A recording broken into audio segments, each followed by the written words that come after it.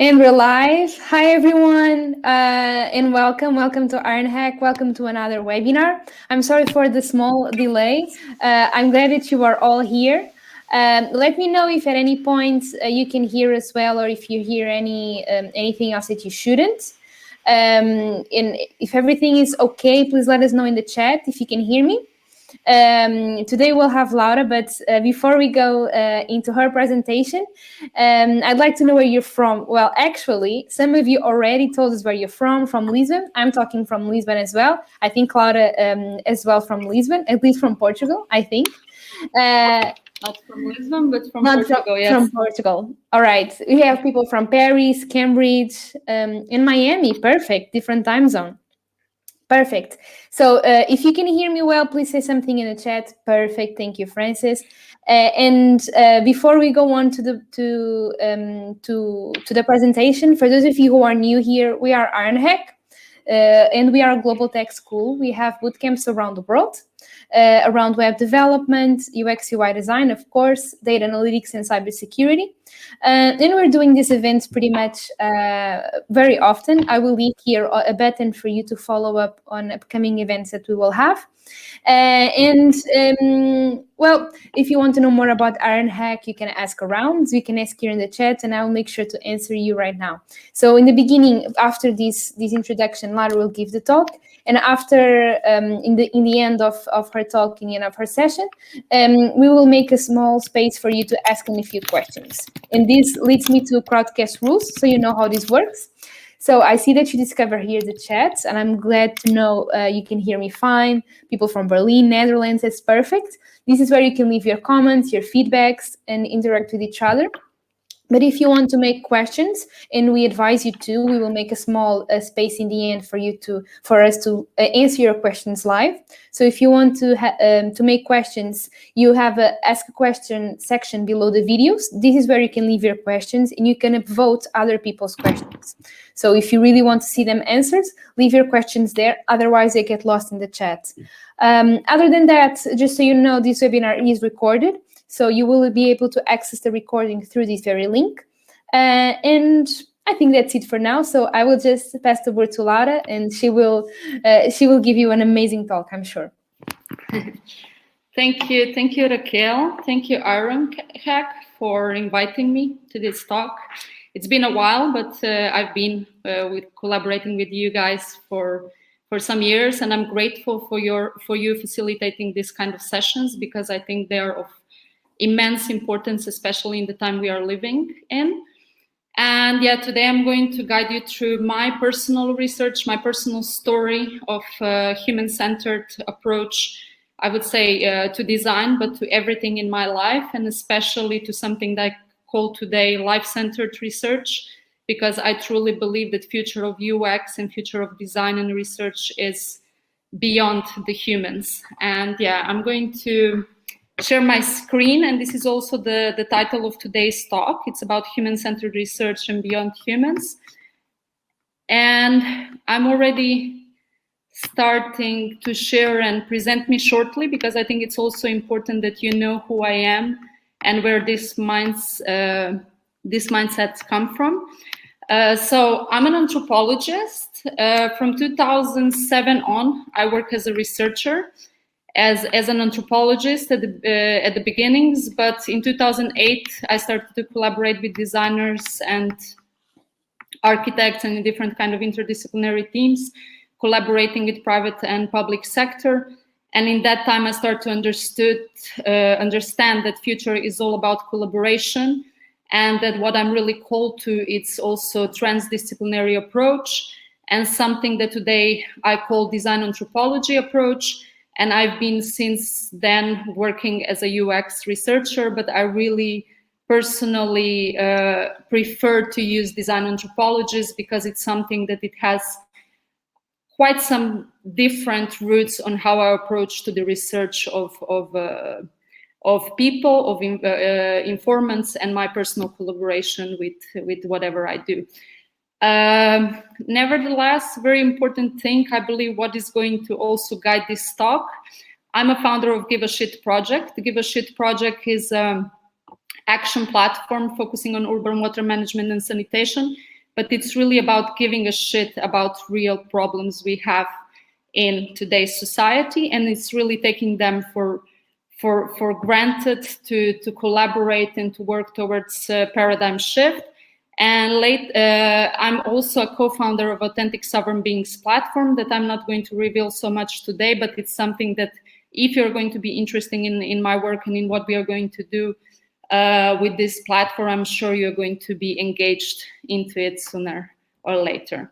Also to say that all what I'm going to showcase, it really comes from my personal experience, is of course through a lot of reading, through a lot of collaborative methods I experience, but something that I learn, and I believe it can be beneficial to your work as researchers. But no matter what is your field of expertise, it's for sure needed in approach we are having towards future society or towards new world creation.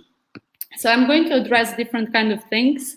And this is just like resume. We're going to walk through the systems thinking, because I think system thinking goes far beyond design thinking, but of course incorporates design thinking.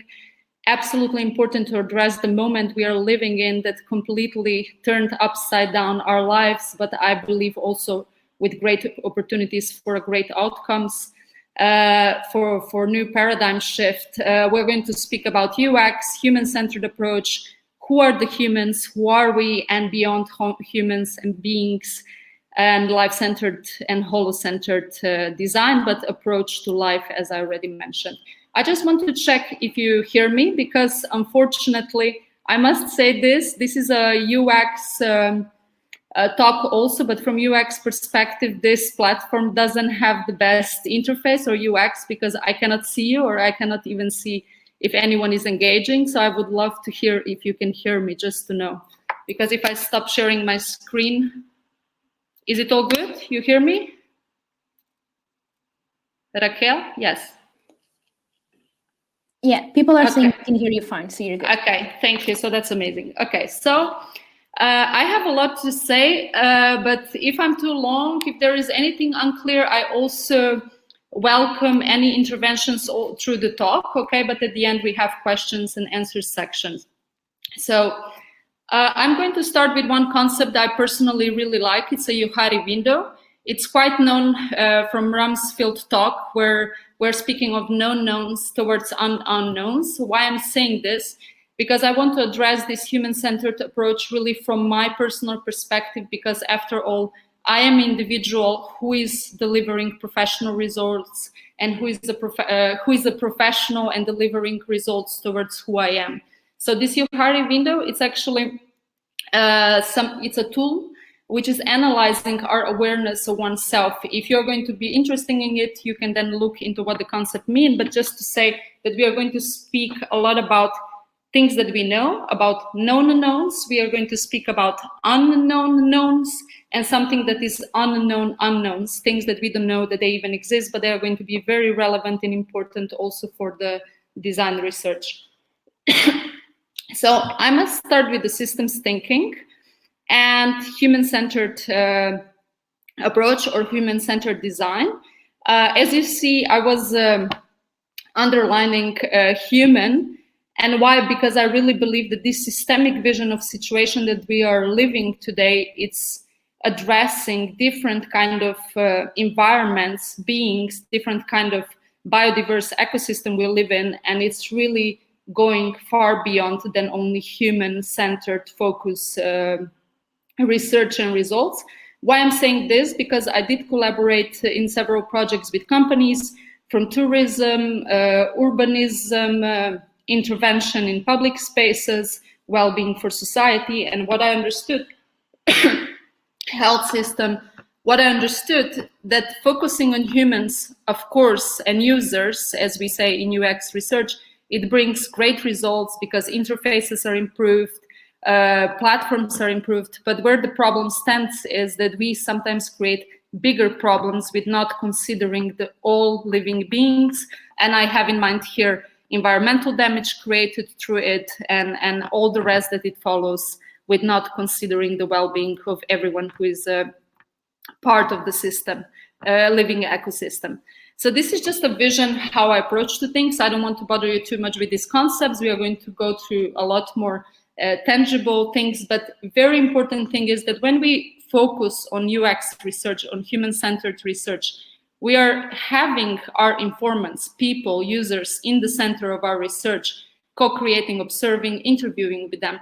But what is very important to understand that these people belong to different kind of contextual environments.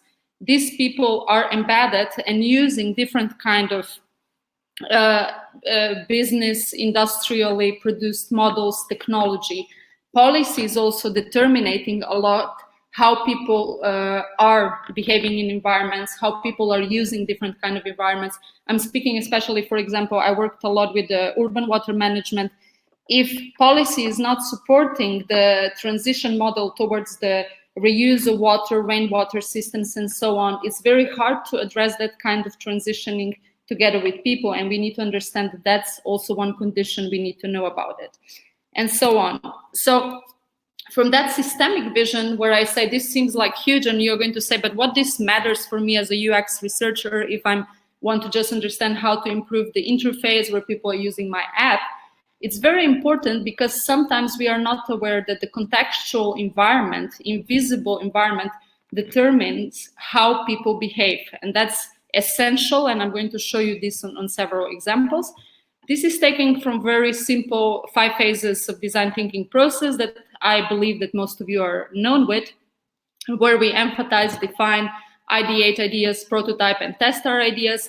But what I want to showcase in the entrance of this talk, that this is all interconnected, and all phases of the research and human-centered approach are essential to be embedded in every step of our work. It means from the beginning on, where we are dealing with the truth that we are not known from before, where we are observing the realities, where we are ideating and creating our ideas, where we are prototyping our ideas, it's essential we bring this together with our users, with people who are beneficiaries of what we are creating, and not as it was normally addressed, that at the beginning it's very important to get ideas from what people need, do the questionnaires and interviews, and then just define and ideate inside of our laboratories, inside of our design studios.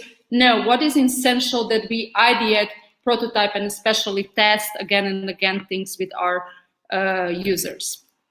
So I'm going to pass from this to, first of all, speaking of the moment we are living in, because I do believe, I'm sure that we are all experiencing how this particular situation is affecting our individual lives, in personal, daily lifestyles to our professional experiencing. So here we're speaking of something knowns. I'm going back to you, Hari window. We're speaking of the moment that we are living, that as we're all aware of, COVID pandemic did affect us in different ways. But what I want to address, that this emerging transition, the moment of situation we are living in, it's amazing from the perspective of the research and observation of what is happening in society and how humans are reacting what is happening in nowadays societies. So this emerging situation is the one that is actually bringing opportunity for UX to improve and really focus on societal needs. Why? Because, for example, previously we would do observations together with people, we would be in environments doing ethnography, doing presential interviews, also, of course, doing UX through applications and eye tracking and so on. But what is essential is understanding that this kind of toolkits for research are changing due to this emerging transition that is occurring when the societal model is changing. Excuse me.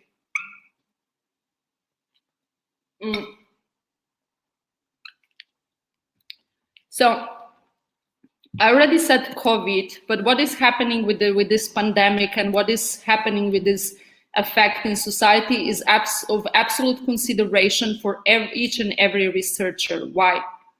Because when we are speaking of physical distancing and when we are speaking of economic fallout, when we are understanding that we are losing jobs and that there are opportunities that previously they were so open and secured are changing or failing, we're also understanding that there is something that needs to change. And what it needs to change is, first of all, our approach and understanding that this frustration can also become an opportunity for a change.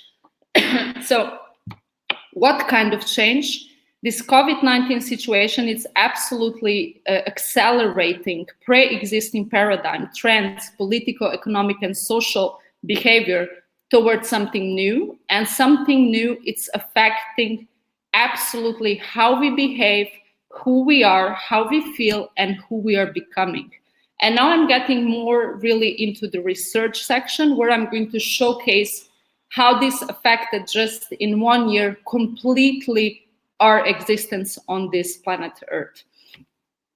From automation of commerce, when everything is becoming more and more digital, where everything is becoming not just online because it's valid in this moment, but because it's also convenient and because it's also bringing new understanding of future model we are going to live in.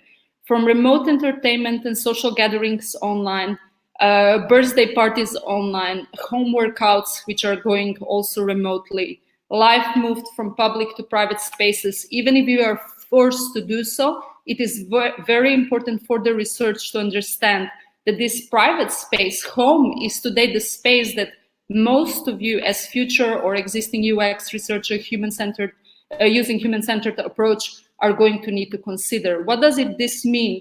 We act completely differently in private spaces than in public spaces. So this is also something to consider in every kind of interface we observe.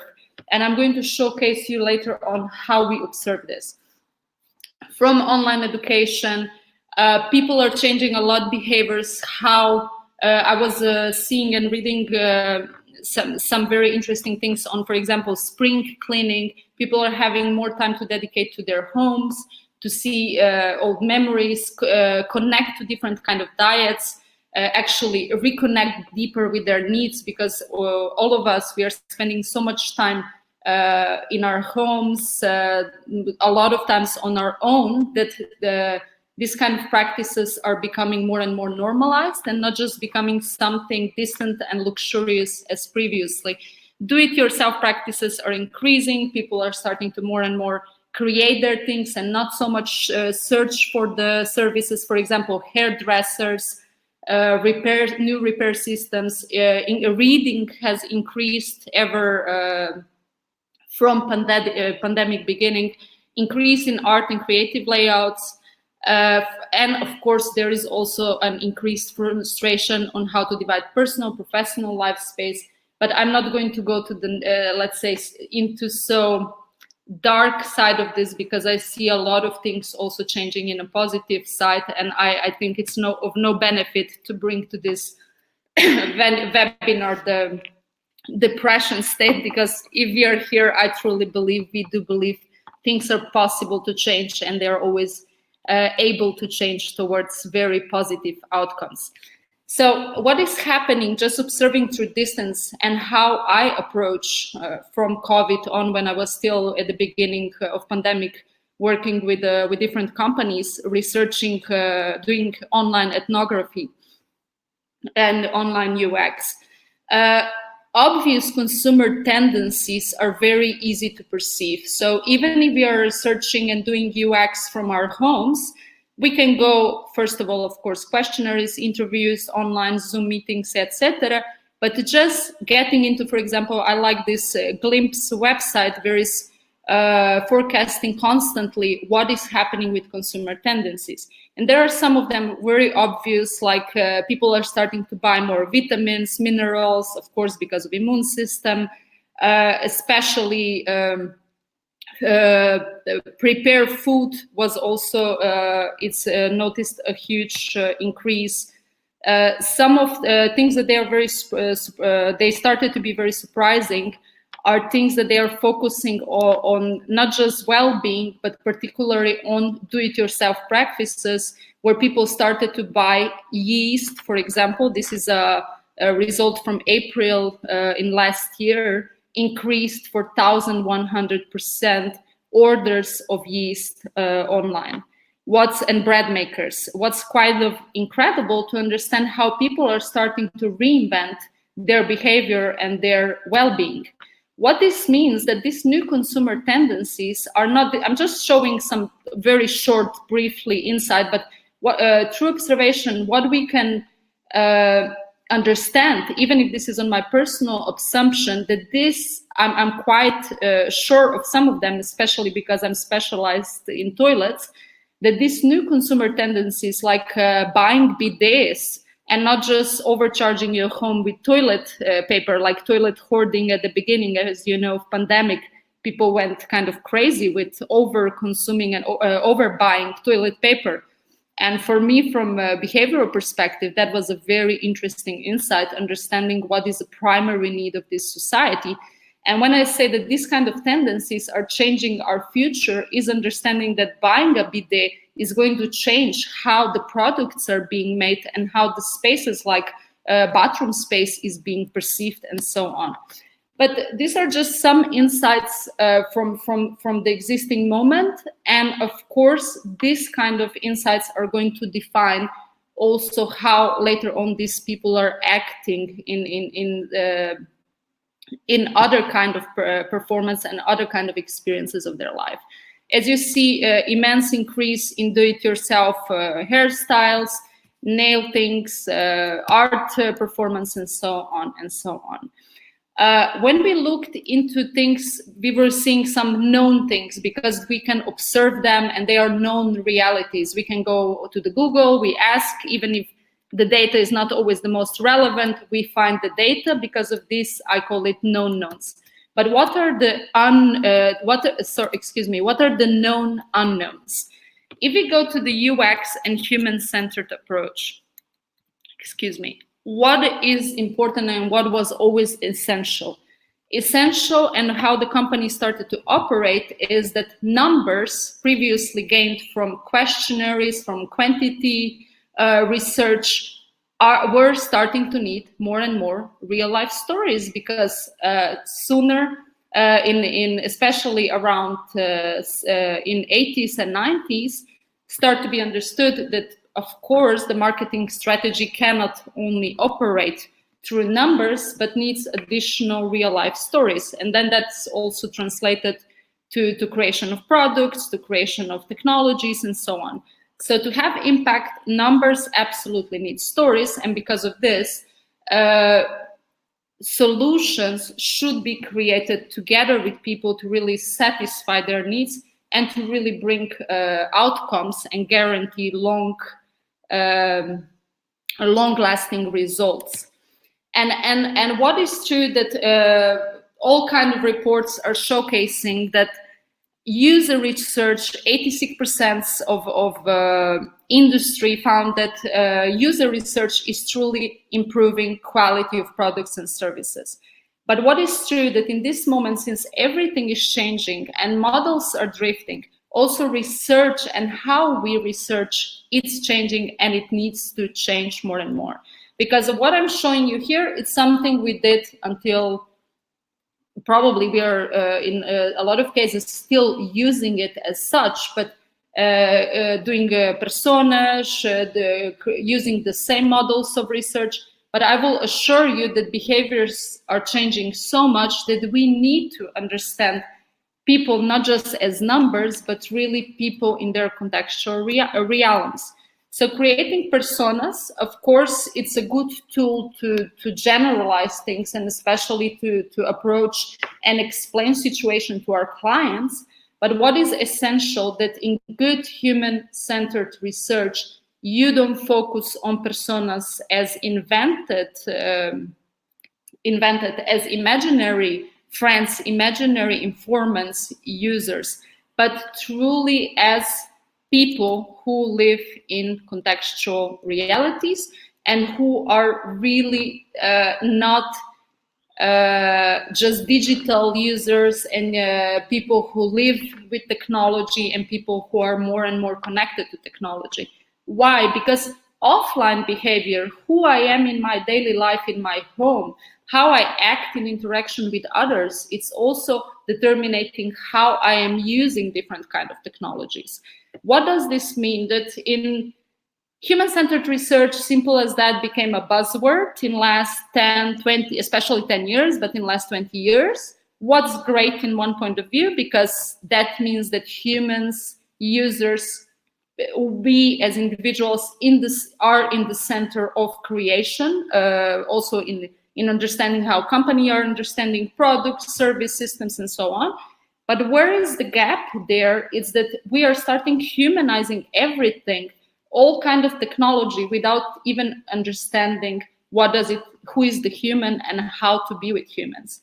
Human-centered research, it's really, if we go to the root of the word, it's about earthly humans, is someone who is related to the space. So when we go to these eye tracking devices, text scanning patterns, they do bring some data to us, but they are not the ones who are really going to completely guarantee you the real picture of especially how these people feel, what is the belief system of these people, what is the value system of these people. None of these technology devices can read that. Because of this, is essential that we understand and create observation together with people, that we do ethnography, that we do field work, and that we are in presence with situation. Now probably you're thinking, but we cannot even go out of house in this moment. What shall I do? So this is just some of previous work in lab observation, different kind of methodologies that I did, and so on. But what is essential, that even today when you are far away, let's say, of your users, that you are not in the field, that you are not making presential interviews, it's very important that you find new ways of digital ethnography, of digital observation. What that means, that a part of doing, let's say, even if you do interviews through Zoom calls, whatever platforms you use, that you also ask different kind of feedbacks, that you learn to observe how people behave even on the phone calls, how people speak, there is a lot of things that we can read through sensory experiences we have. Because of this, we really need to tune into how we listen, how we presence each other when we are researching. For digital ethnography, the ones who are interested, there is one excellent platform. It's called Indimo. I can then also type you later on in the chat. But there are different kind of tools and platforms where you can really connect with users on deeper level and not just have them as database of numbers. Okay, so that's very important. So to get again back to the Johari window, from known knowns to unknown knowns, we need to understand that to go to the unknown knowns, to go something that we know it exists, we know that these people behave in particular way, but we don't know how to approach it. We need to start to use soft skills. We need to empathize. We need to be present for people. And I'm going to say one more time, present, it doesn't mean that you need to be in this particular situation in today's society we are living, that you are present with them in physical spaces. But you should have ethic, how you approach to them. Communication can go in many different layers. I just, through this pandemic, I facilitate and collaborated with different clients who were also adapting digital ethnography. So communication online is essential. How do you create an interview? How do you create a questionnaire? If you're determined with questions, answers, probably it's going to not be a realistic answer. So make the open questions, make the space that people can contribute in their own way, create the confidence, because the trust space and safety space is essential for having the realistic answers and realistic observations, and to have really the outputs that they can guarantee some long-lasting results. It's not like, oh, we created an app and it's going to be functional now, but in 5 months doesn't matter what happens. No, you need to be reiterating needs, so you need to be collaborating with people and using constantly creativity in your work. When I say creativity, it's not only in ideation phase when you think, oh, this is the best product, I'm going to add a different kind of color setting to improve it, or so on. No, creativity should be also used in the way you ask questions. You can research with photographies, you can research with video, you can research asking people to do tasks for you, behave different kind of practices that you can analyze, and so on and so on. And to go further with human-centered research, we first of all need to address who are these humans. If we look into etymology of humans, and I already mentioned this previously, we're speaking of man who comes from originally from humus, earthling man. It's someone who is undividedly related to the land, who is undividedly related to the root, to the base, to the earth. And why I'm saying this, that we can go to many levels of perceiving this, be it physical reality, be it spiritual reality, being business reality. We need to understand that these humans, all of us, inhabit different kind of physical environments, and different kind of physical environments are determining how we are behaving also online and how we are behaving in interaction with each other. For this is essential to study contextual reality of your informants. This means you're going to understand them better.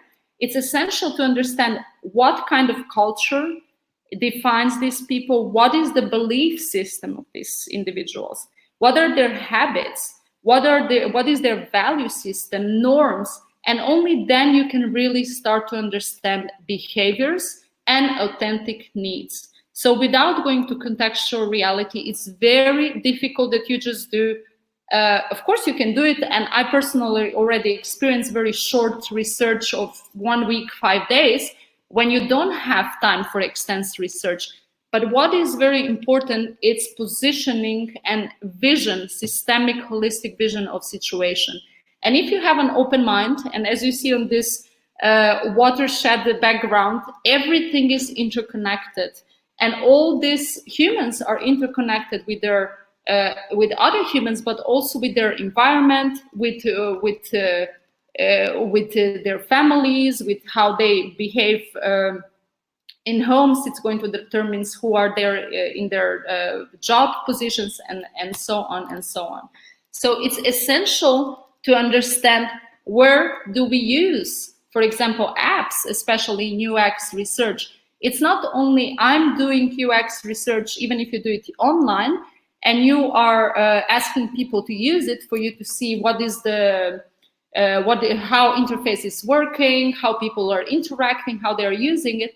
You should ask them to use it in different kind of contextual environment, in their natural environment. Ask people to use the app driving the car, being on the road, or using it before, I don't know, in their homes. So the performance is always different, and that determines a lot how people are interacting, and especially that is essential for our future, how we are going to create together as a society results and also bring benefits with what we are creating to our future. So how to understand and study humans? When we say human-centered approach, and then we right away switch to users or personas, that I would say it's already a mistake, because the language used is also essential how we approach to people. In anthropology that I come from, we use word informants, we don't use users. I'm not saying it's what is correct, what is wrong. I just want to encourage that being human-centered researching, understanding that humans have different kind of behaviors and humans have different kind of needs. So first of all, how do we research? Most of the time we observe conscious behavior. So when I look into the person, I'm talking to him, her, online, doing an interview in this moment, or doing a survey, what I'm going to receive is a rational answer. It's something that comes from my thinking. It comes from the conscious part, as you can see in the above section. What happened, that what is not obvious, it's what people think. It's what happens in people's subconscious. So what is this? Emotions, feelings, attitudes, our belief system, value system, instincts are not seen in first engagement or in the way if we just ask questions.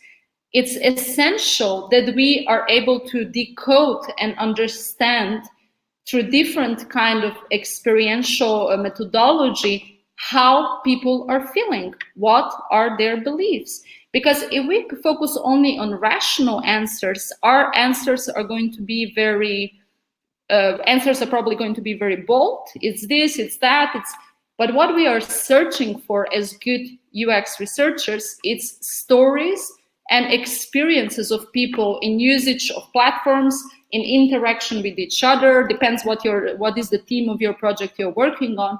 But whatever kind of improvement you are in this moment creating, whatever kind of incremental innovations, radical innovations you are creating in companies, clients, or your own business, it is essential you are able to see what you see in the screen, what is beyond words. Because it's easy to read words, but what is not easy is to read behaviors. Because of this, we say human-centered research is really about human behavior and in their contextual reality, connecting the rational thinking with emotional statements, attitudes, beliefs, and so on. And because of this, what happens, due to the Forbes research in 2018, 98% of innovation was failing, or I would rather use word was out of the market after 6 months. Why? After it was presented to the market. Why? Because problems are being oversimplified. Problems are being generalized. Problems of a briefing, you receive a briefing of a client, it's read literally. And what we need to know when we work with our clients, as a researcher, we are also educators. We also need to bring information and knowledge that clients can make right decision and bring upon right solutions. So this is known for ages, nothing new I'm bringing here, but what is true, we really need to act like this and not just think like this. Massification is out, personification is in. We really need to understand each and every individual need. What this means, you're going to say, but I don't have time to study all the population, all the markets size that I'm looking at. But what is essential that you have at least, I would say, 2 to 3 your valid sources, constant valid sources of information. Why? Because quantity data, it's important, okay? And it's important to have numbers and understand how people are performing, how they're interacting, and so on. But what is really the real human-centered research showing and showcasing that small group of individuals through the ethnography approach is going to give you quality results. It's going to say how people feel, how people, what is the narrative upon using the devices or upon using technology or physical spaces in this moment, airports or different kind of, even the language of advertisement. It's essential to understand how positively or negatively people are affected by different kind of situations and problems. And for this, we need to do ethnography. In this moment, of course, as I said, I'm aware we are not together with our informants, but we still have possibility of digital ethnography and digital interaction and personalized use and agreements on how we engage with our users. I can explain this later on how it happens.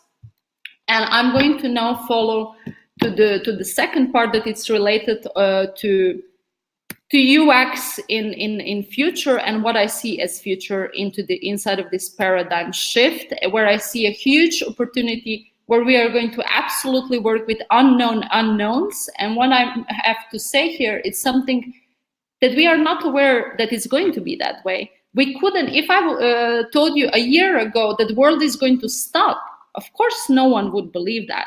But in this moment, it's essential that we all understand that the new normal, it's not going to be the old normal. And there is no way back after this. This is like after First World War, Second World War, I need to name it as such. I'm not saying it's, let's say, physically so demanding, but for sure, paradigm is shifting and we are going to change. We are changing as society, and business is changing and requesting absolutely for new approach. And this approach is a life-centered approach where we as researchers are going to be more and more in sensing mode and understanding what's happening with also through our gut feeling and practicing this in research towards everything what's happening. So in this moment, remote work, it's something becoming normalized, completely normalized as educational model as well.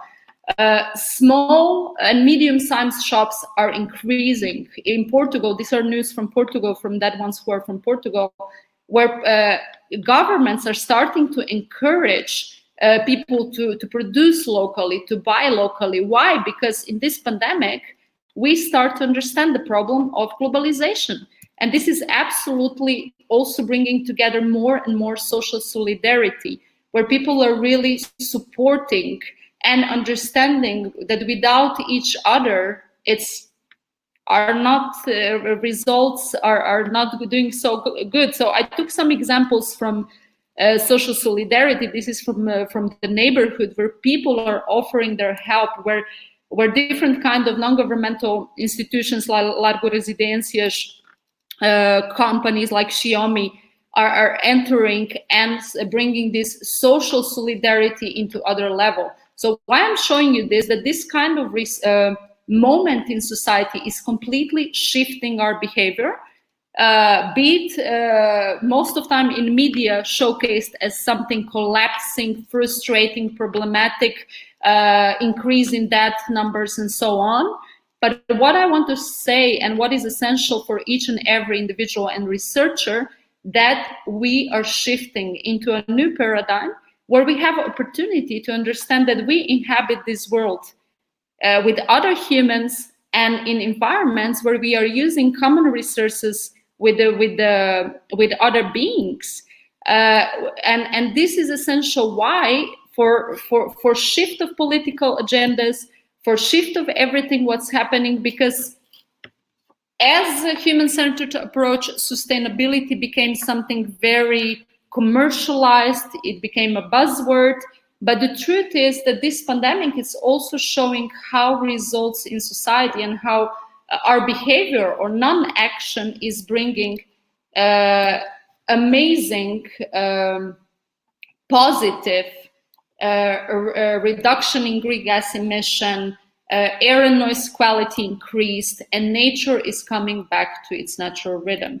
And once more, back to the UX and back to human-centered research, it's needed and absolutely important that you, even if you're working for a company, even if you're just starting this career, understand that business opportunities are changing. Even if you're searching for a job, understand that you are the one who are asked to create your own job opportunities, because there are plenty. Wherever there is a problem in society in the moment, and I'm not even going to list them, there is opportunity for shift, and there is opportunity for intervention and human-centered approach and UX insights to enhance and bring further positive solutions. So be it technology, guidelines for creation of policy models, circular economic model, product design, etc. Everywhere the shift is needed. And I'm just going through the 5 steps. I know we have some 10 minutes left. going to just walk you through these steps of design thinking, but how I see it in systems thinking. First of all, be curious and use your gut feeling. I truly believe that empathize, it's when they say empathy is about being with people and understanding their needs, being in shoes of other people, that's all true. But to be with people, it's you need time and you need space. You need to create environment that people can trust you and share their real needs, especially in the vulnerable situation we are living in. Because of this observation, but then action upon this is essential in this moment. So we need to design for humans, ecosystem, but especially for planetary health. And this is showcased that in this moment, we cannot just create individuals' isolated solutions. Especially in this pandemic, we understand interconnectedness of everything, of economic system, of health system, of basic things like traveling, food chains, and so on. So it's essential that we understand human behavior to guarantee long-lasting solutions, which are going to create positive impact. Why? Because problems technically are easy to solve. Whatever company is going to hire, they know that they have technology to produce and to guarantee the outputs needed. The thing is, we need to understand where is the root of the problem, and the root of the problem, it's in human, how we behave, how we interact, how we use things. So it's essential to do observations with people. After our research, imagine that you are doing, I was doing, one of the last research I was doing, it was digital ethnography on sustainability, on how people interact and why they don't buy so many sustainable products in one particular municipality. And what is true that once we go from this observed results, when we have these results from empathize phase, from research, we need to define and create first insights. What is the truth? That in this insights phase, it's very important you verify your data. It's not only I have something, I talk to you, and I have brilliant ideas because you told me this and this and this. Every time you're creating results, you need to collaborate, and you need to, if needed, reiterate and go back and reaffirm if things are correct. Why? Because this co-creation phase, human-centered design, it's all about co-creation and collaboration. It needs to be done together with individuals, because this is an image I like to use, and it has to do a lot with what happens when we make wrong assumptions and when we define our insights in a wrong way. I don't know if any of you is laughing behind the screen meantime seeing this, but the truth is that stakeholders or designers, or we assume, we create, client is happy, we are happy, but do we ask really if that's what users need and if they perceive it and see it in the same way? And that's the main question we need to ask ourselves every time, for this co-creation is essential. Because if not, I call it drama of my assumption, is going to bring problems in how we are ideating results. Someone who is seeing this, especially designers, are going to say, this is not design, this is architecture, this is urbanism and external infrastructure.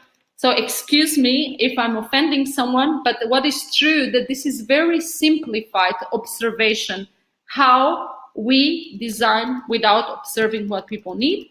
It happened the same in the city. A year ago in Graça area where I was living in Lisbon, when people were still using the same pathway, meantime, someone decided to move the, I don't know in English, sorry, a zebra, like the passage for the passersby. And this is just simple things, but if we go to interfaces, whatever kind of devices, it's the same. It's essential that we listen deeper, and that with what we create, we inspire people for positive change. You need to be aware that as designers, whatever, like I'm saying, it's your background. I'm an anthropologist because I know that probably there are some of you engineers or whatever background you have. It's essential that you understand that you are also change makers. You are going to impact how people are going to behave after the use of what you are creating. So design is a powerful tool and beautiful tool, because we are having possibility to give tools to people to create their realities, but what they are going to create depends on what we are delivering. So it's essential that you are testing things that you are creating.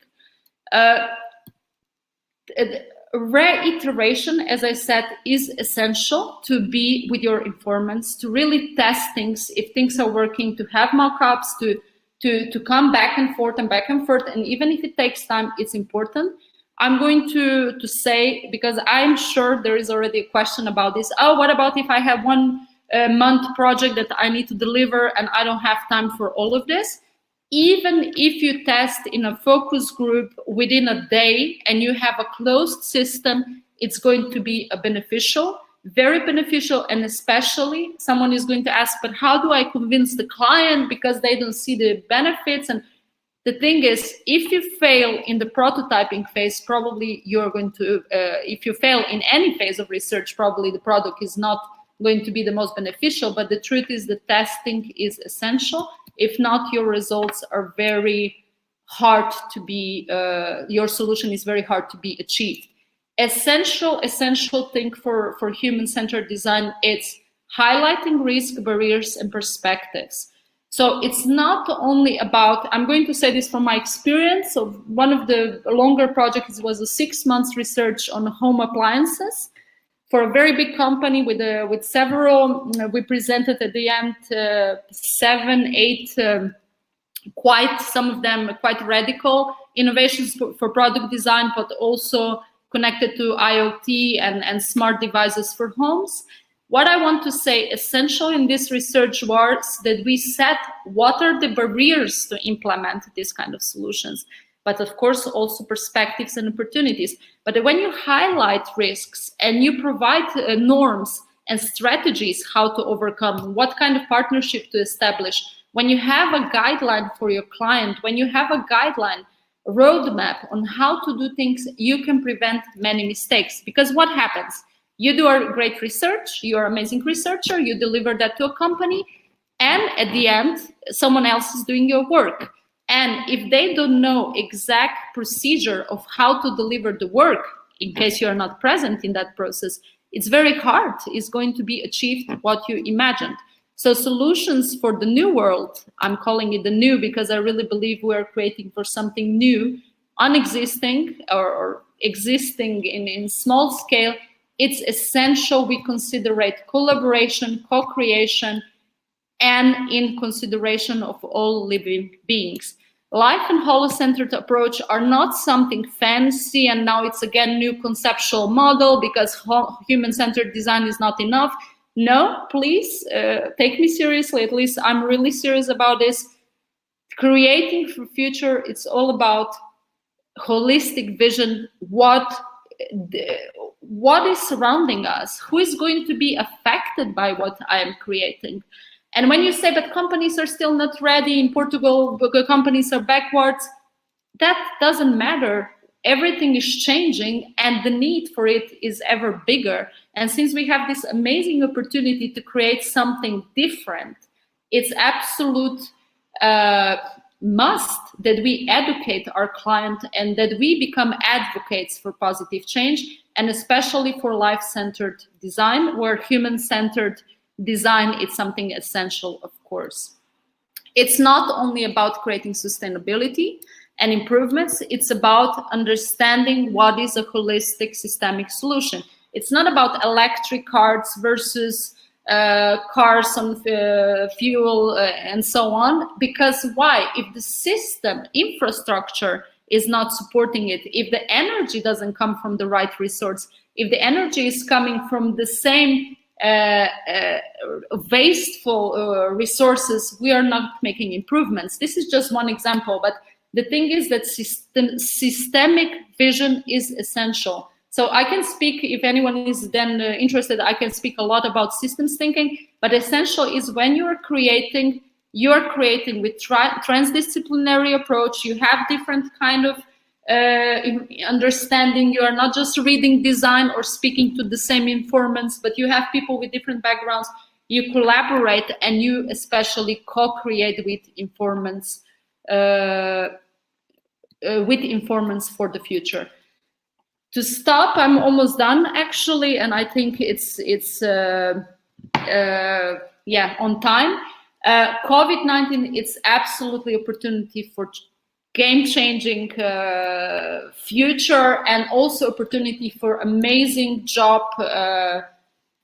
and enhancement, and your individual proposals on how you're going to approach to whatever kind of topic you are interested in. But I'm absolutely sure that you should be focusing on your future as systems changers and agents of change, because someone with the knowledge, why I say this, everyone who is researching people, everyone who is observing people, if you're a UX researcher, if you're working with user interface, you need to understand what's happening in society.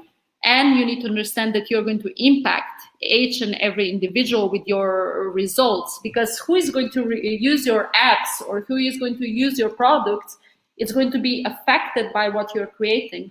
For this, if you're creating from, I'm jumping because I know we are running out of time. If you're creating from the space of understanding also invisible things like emotions, feelings, belief system, considering environment, planet, all other beings, and especially also creating creative solutions which are enhancing personal creativity and inspiring people, you are going to bring a lot of positive outcomes to your products, to your clients, but also absolutely to the humanity in our future.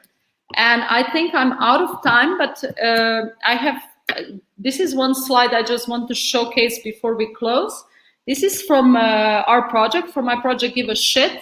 We did one public performance on the World Toilet Day. And why I'm showcasing you this, because I want to show you and ask you how we as people are behaving, and how this is perceived even through this kind of artistic installations and observation that I did on this installation. So I would ask anyone in audience if you see any difference on these 4 photos, like it's a very obvious difference. And I don't know, I think you cannot speak, you can just write in chat, but I'm going to answer for you. The photo on left side down below, it's the only one doesn't have a red stripe. Why I'm showing you this? This is, for me, it was a bit even kind of almost freaking me out when I saw this, because after the installation was there for 5 days and people were using this artistic installation in an open space, we wanted that people can interact with the art piece. But what happened that people, after first day, things were broken, some of them stolen, and we understood what we can do. Okay, let's try with the red line in galleries. I was a bit frustrated personally, but what is true, that it was amazing, I can even say human experiment, because after we put the red line around the installation, not even one golden thread was stolen, broken, or touched. And what did this mean? That people, we humans, are very much programmed above what we are delivered. And so it means whatever you're creating behavior. And don't forget this, and this is from Give a Shit project, but whatever project, I assure you, this is visible how you are creating solutions.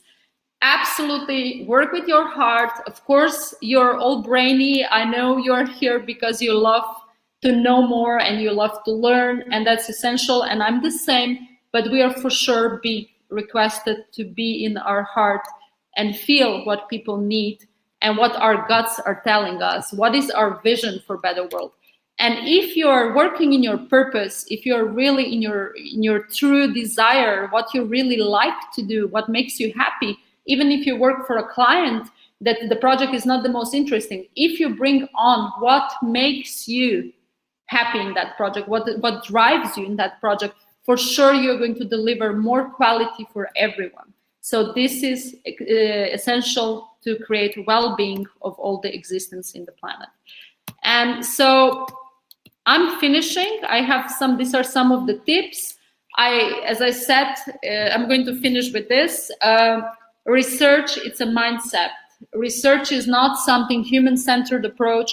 It's not something you use at the beginning of the project and then you have data from users, from informants, and you run away and you have amazing projects. No, research is something, it needs to become a mindset. It's something you need to understand that if you want to see changes in the world, you need to become the change. And I'm going to finish here. And for any further questions, I'm here to listen to you. Thank you. Thank you, Lara. Thank you, everyone, for paying attention and for being in here. We now have time for a few questions, and we have some very interesting here already on the chat. So I'm going to start with those, and going back, some of them were made during the talk, so going back to a little bit of what you talked in the beginning or in the middle. Someone here is asking, why should we stop calling soft skills soft skills? What's your opinion on this? Because they are essential skills, okay? We have hard skills and soft skills, or whatever you name it.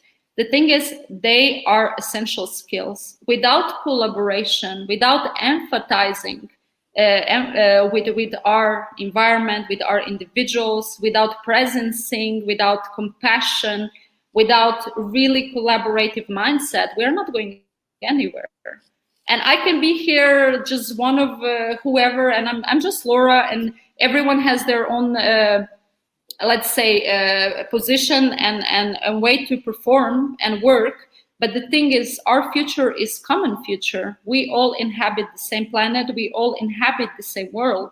And if we are not changing the mindset that this is not just something soft skills we need to learn, collaboration and empathy, it's essential, it's not going to change. So it's very important that we embody soft skills as primary skills in our future. And I'm absolutely sure that social sciences and nature understanding, it's the only way further in any kind of work of UX and human-centered approach. Amazing. And thank you all for being here. I'm seeing a lot of movement here in the chat. Thank you for your interaction. It's a shame I cannot hear you or see you, but yeah. It's different. It's a different kind of engagement, but I'm really, really glad that you're leaving your feedback, guys, every one of you. So that's a great perspective, and it changes a lot how we say it. It really can help change our mindset. In here, I have another question. So more about design process. So during design processes, whichever they are, how do you make sure that the solution is not only tailored to the user, but it's a long-term, holistic, and sustainable planet-centered solutions? Here, Ellen is asking if you have methodologies like filter and evaluate ideas at hand. Like, what do you use? I'm sorry, are these questions anywhere I can read them, yeah? Yeah, in the Ask a Question section. Okay, so which question is this? I'm sorry, just to... It's the one on top, so it's about design processes. How you make a solution? Yes, excuse me, I was just, it's a lot of information. So, yeah, how to do it? The thing is that if you are, I used a lot of focus group, okay? So you have a closed group of informants. What does it mean, closed group? I'm going to give you an example on my toilet research because it's my PhD study. It's also on this topic and I dedicate a lot of time to it. I know it's extensive, but as an example for you to understand, I was running different kind of workshops through 1 year with different kind of stakeholders from municipalities, companies, users. All of us are users of toilets, of course, researchers, different kind of scientists, and so on. What I did, I didn't obligate that they're all the time the same people, okay? It's not if like you are Stefan or you are Janina or Luisa, like I'm seeing here, that you need to be 1 year following me and be in every conversation. No, I choose created a focus group in the way that there was always a representative of one stakeholder group. So there was always someone from municipality, there was always someone from a particular company, there was always someone from a research side. So this is one of the things that you have repetition, but you can still change informants, okay? Because maybe you cannot obligate people that they are with you for a year or for a week, okay? This is one way to go with things. The other thing is co-creative methodology. You, first of all, have insights, you create insights through your research, you draft it down in guidelines, or you create a prototype or wireframe or whatever you're creating. But then be sure you are including your informants. You check with them, you check in, you test it, you get back, you have reiteration. This I said in the talk, but this is very important.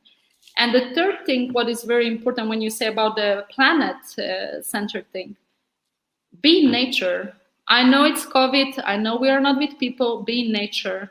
About biomimicry, whatever kind of innovation we have in today's society, aeroplanes, helicopters, diving gear, it was proposed by Leonardo da Vinci, I think 15th, 16th century. Why I'm saying this, I know this is like a very inventor space and original thinking, and invention is very different than innovation, and it come only 500 years later. But with biomimicry, these inventors were observing the nature and observing the behavioral patterns in nature, and observing the nature, planet-centered approach, life-centered approach. It's nothing new. It's just, again, one new fancy term. It's just going back to the roots. I must say like this, just sit in the nature, listen and observe what is needed. And I know it's very bold and it seems like, oh, it's that, but I really do learn a lot with nature. I can write you some books also. They're like my favorite in last year's discovery, and it really changed a lot of things. It didn't change, but it brought a lot of things to the way I work and just complement what I do. It's designed for the pluriverse. It's from Arturo Escobar. Okay, Arturo Escobar. It's a brilliant author, and he also comes from anthropology, but he's designer and he's leading quite big projects on planetary design. So this is one of them. There are a lot of things: design futuring from Tony Fry, design activism. A lot of books. The books or information, it's not a problem. It's about how you behave with that information and what do you do with that. So be in nature and be with it. And yeah, and thank you for who is already, you're putting things, okay. I already put here the book suggestion if you want to see on the chat. Thank you very much for this approach. People are giving great feedback about how passionate you talk about what you talk, and that's amazing. So thank you guys for feeling that as well. And moving on, we have a question. Well, we have two questions. Maybe we can look at them more or less at the same time. Here, Ivan is asking, how do you share all these stakeholders who may be looking for quick answers? And here, Stephen was asking, will business not resist a paradigm shift for as long as they have to, answer to shareholders? I think this is the main question.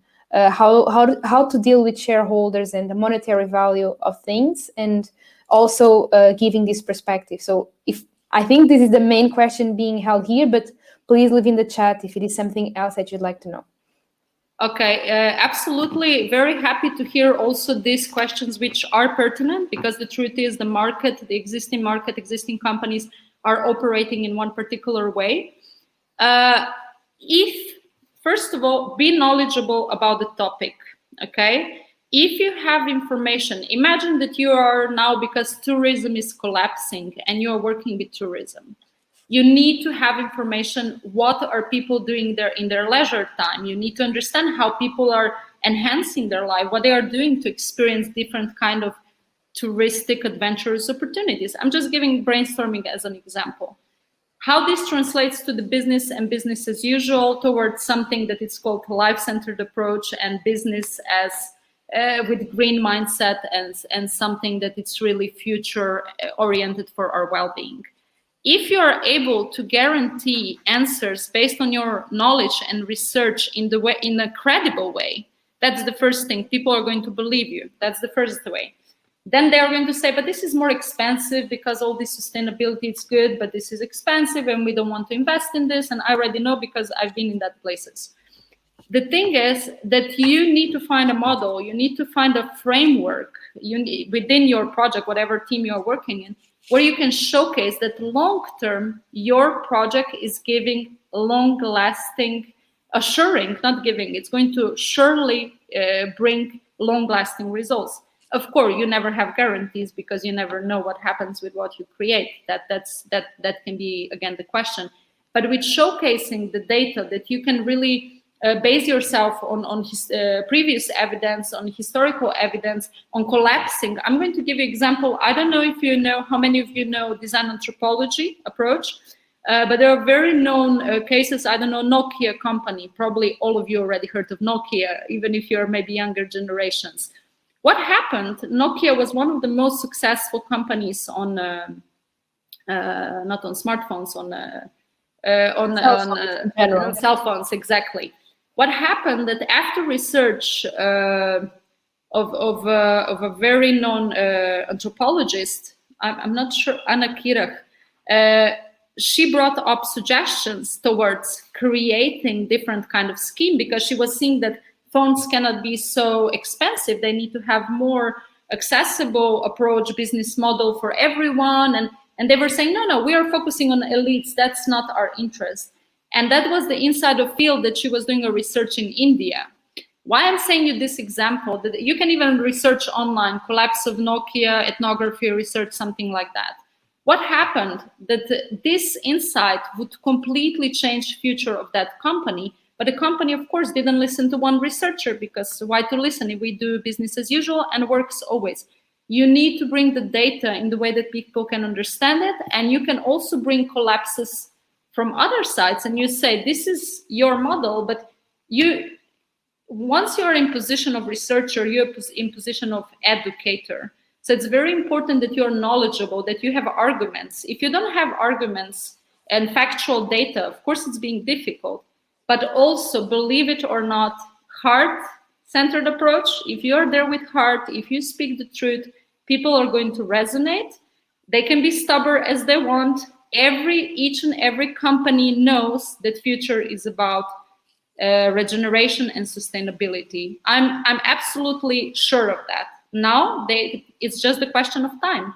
So more engaged you are, faster things can happen.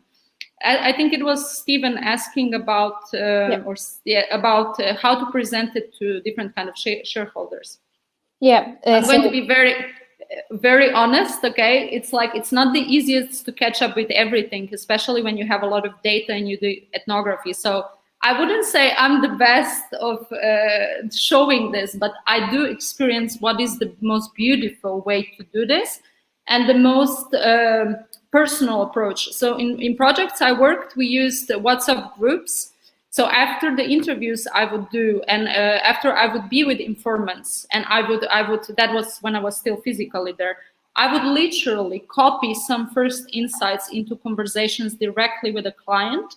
And I would just give them the feeling, like just the sparkles from the field. And I would say that first stage is going like this, and people are reacting to their product in this way. This is one personalized way. Or WhatsApp or whatever group you create, whatever channel you use. We used also Slack. Slack was not so useful. It was like always easier through some mobile reachable application.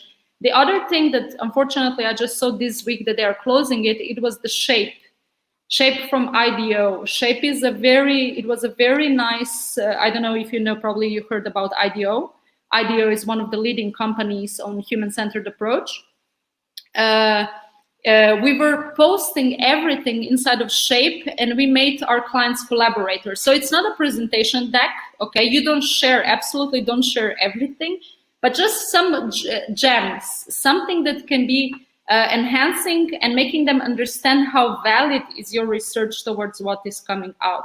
Or also creating the mood boards with the, Flickr. I don't personally, what was great, I always did collaborate with other designers or people who would visually introduce the data, but it's essential that you keep engagement because you also gain the trust through the research process. Depends how long is the project and so on and so on. Yes. I hope that answered Stephen and everyone who voted for this question. Let us know if this is answered. And here Tanya was asking, changing the subject. So what resources do you recommend for designers to become more ethnographically aware? Okay, I'm going to, about the books, what I can do, I can share with Raquel like a huge list and you can inform yourself of some of them. There are very nice, very insightful books on very good work of ethnography with big corporations from IKEA, Adidas, changing completely their paradigm towards something more sustainable and so on. And through the small startup change and engagement with ethnography and so on. So there are several books they have titled Design Anthropology. I think it's Anthony Dune and Alison Clark. But I can provide you with this. Okay, this is not so essential right now. Books, like I think just to read some stories that you really see what data from ethnography can do. I think it's very useful and beautiful. Important resource is really presence. Okay, ethnography is about presence. And presence when you cannot be in field work, when you are not physically, like in this moment, you are not probably with most of the people. If you do a Zoom call, be present for them. It's not about just following your questions and answering the questions. Ethnography is about conversations. And I learned with UX, because I also teach some of the classes in UX, what is the main difference? Interviews and questions in ethnography are completely different than in design and anthropology. Why? When you do ethnography or anthropology as an interface, you are having a conversation. You are not doing an interview. You create a conversation. You create a space of trust when you create a conversation, okay? It's so that's a big difference. Conversation, empathy, presence, okay? And listen, of course. Listening, observing. There is a platform I set for digital ethnography. It's called Indemo, INDEEMO. Okay. There are other. I think it's Dusk is the other one. That one I didn't use, but Indemo, it's a very good one, and I would really highly recommend that you use that. In real time, you have videos that people are taking of themselves doing things. People can answer your questions, people can voice note you and so on. And you have all your informants on the same platform. That's also brilliant. But of course, search for your own platforms. That's it. Stephen said, I want to go and change the world now. I must say, it's like, it touched my heart. I'm very thankful to be able to share my experience. And it's not just my experience. I really speak in the name of truth, what needs to happen. And I really do believe that together we can do this. And for this, we need to support and share what we know and what is really to bring together positive changes. What an amazing feedback, Stephen. Thank you so much. I'm really glad we can promote these kind of moments. And we don't have a lot of time, so I will just go for one more question, one or two question stops. I'm sorry that we don't have time for all the questions, but before I go into it, just to remind you, all of you, that this webinar is recorded. So if you need to review it later, you need to review the slides that have been passing here. You can review the recording. And if you want to have insights on upcoming webinars, tomorrow we will be talking about imposter syndrome. For instance, you can here click on the green link and you see upcoming webinars that we have. And of course, if you're here listening for one of the first times about UX, UI design, and how you can do user research, and you want to really change your career, the bootcamps are open for you. So let us know if you have any question for this. All right, so I'd say maybe we have time for this one question. How do you think, well, this is related to more or less what you talked, but how do you think that current UX designers should shift their research methods to reflect this new paradigm? Okay, I can answer all of three quickly. I'm seeing them, okay? First of all, do what you like to do, okay? It's not like, okay, go spend time at the beach if you want, of course, and that's important, but take an action about things you see. When you have an insight that it's important, and because someone said here, how do you prioritize risks and barriers, okay, that you are seeing? And I'm going back to the UX design. Prioritize what is important. How do you know what is important? If you have more informants and they are all speaking the same thing, they are repeating something. In home appliances, I'm going to give you an example. I did around 50 interviews through all Portugal over 6 months. What happened that almost 47 informants told me, I don't like to use an iron, like an iron. I don't like to iron. That was so strange, you know, like for me personally, I was expecting whatever revelation, but that insight completely determined what we were creating. And it was not a new iron, trust me. But it's just to say, like, see the repetitive pattern. The other thing is barriers and risk. You see the risk is that sometimes people are not prepared for what you're creating. For this is very important that you have some transition model. What is transition model? Prepare guidelines, prepare recommendations, prepare possible partnerships, because this is your work as researcher. If you have an insight, allow your imagination and creativity to create insights in a holistic way. And just map it down. You know how to use all the methodologies. Just have a brainstorm with yourself or someone you're collaborating with and see, this is a barrier. So what I do with this barrier? What is the enabler to open up the barrier? Okay. And I think I did answer. Shifting your research method, it's listening more, doing ethnography, digital ethnography, having conversation, not just interviews, and searching for stories, because stories have emotions, and emotions bring real things further and real needs further. There is no fake things when you go to emotions, okay? Even if it's anger. If someone is very upset and angry, like sometimes I was, for example, with using Uber or different kind of appliances, that made me mad. As a user, as an informant, even with this crowd, I think it's great for all of you to be here, thank you, but this can be improved a lot. This UX should be absolutely improved. So act upon your frustration that's first and bring it on and bring it further to society. And you can, I don't think you can measure emotions, okay? Because someone said if you can measure emotions, but you can absolutely understand if people trust you, and this depends a lot about your research. Just this is the last insight I'm giving. If you're afraid speaking with someone, people are going to be afraid too, or they are not going to want to speak. So be sure that you're comfortable, okay? And then emotions are coming when you are in truth. You can speak of business, you can speak of smart appliances, or you can speak of toilets like I did for many, many years. If you speak from the true purpose and need, people are going to reply in kind. That's no question. I'm sure of that. And I know you all know that. We just need to start to use it as something normal. It's not like methodology and this and that. Methodology is being in your heart, being present, and of course, being knowledgeable. Without knowledge, it's very difficult to go somewhere, okay?